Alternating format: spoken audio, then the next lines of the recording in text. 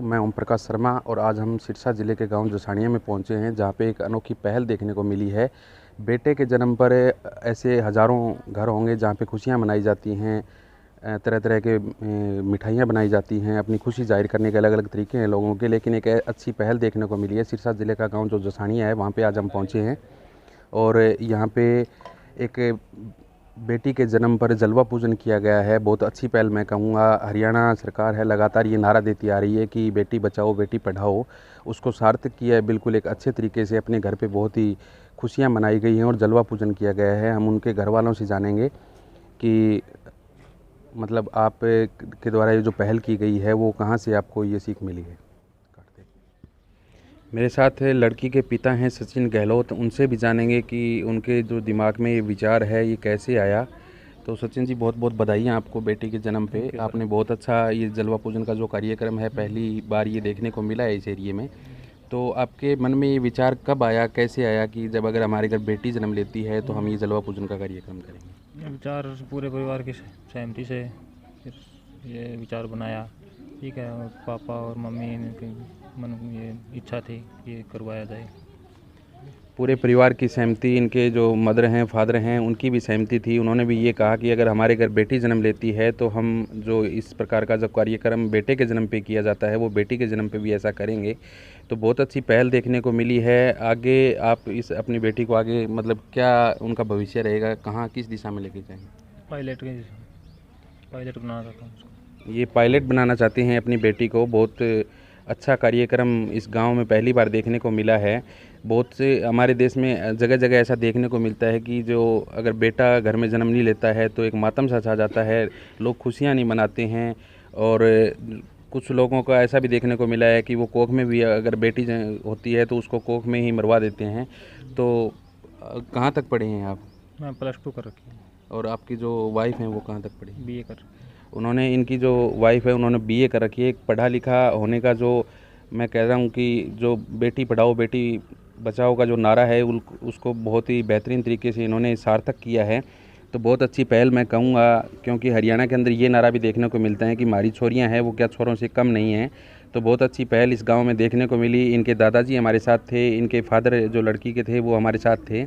एक पढ़ा लिखा परिवार और अपनी बेटी को जो पायलट बनाने का इनका सपना है, हमारी इन्हीं दुआओं के साथ इनकी बेटी है वो ज़रूर पायलट बने। और सभी हमारे जो साथी दर्शक देख रहे हैं उनसे भी मैं ये रिक्वेस्ट करूँगा कि आप बेटा और बेटी में कोई फ़र्क ना माने, क्योंकि बेटियां हैं वो किसी भी दौर में किसी भी जगह कोई कम नहीं हैं।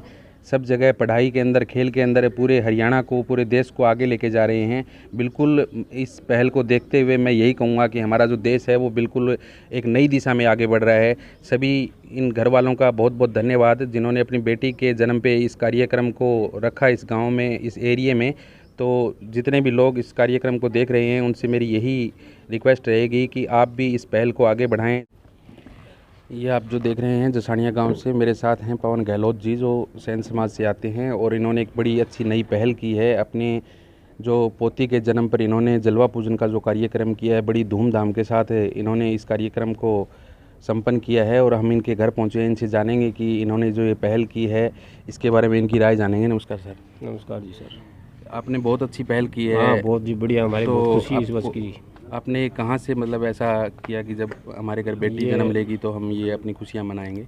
ये तो फिर मालिक के हाथ की बात है, ये तो अपने हाथ में नहीं। कुछ नहीं। समाज के अंदर ऐसा पहली बार देखने को मिला है कि जब बेटा घर में जन्म लेता है तो बड़ी धूमधाम के साथ मनाए जाते हैं। तो आपने एक नई पहल शुरू की है। हमने तो बेटी की है, बहुत खुशी है हमारे लिए।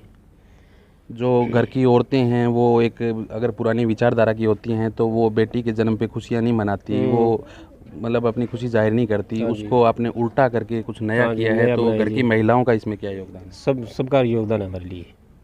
बूढ़े बड़े सब है, हमारे परिवार के जितने भी सदस्य हैं सब है हमारे साथ में। एक मध्यम परिवार से ये हैं गहलोत जी मेरे साथ है। और क्या काम करते हैं आपके बेटे?